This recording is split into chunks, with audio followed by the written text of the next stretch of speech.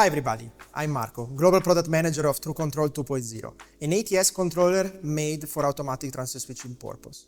Today with me, there is Gabriele, our technical expert. Good morning, everyone. Nowadays, Diagnostic is playing a very important role in troubleshooting.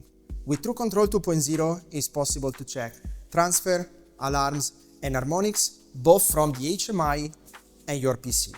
Today, Gabriele is going to show you how. Let's see now where to find the information about the switch diagnostics.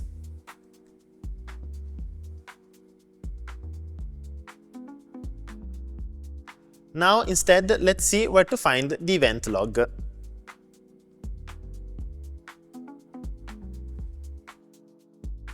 Finally, with TruCONTROL 2.0, it's also possible to have information about the harmonics.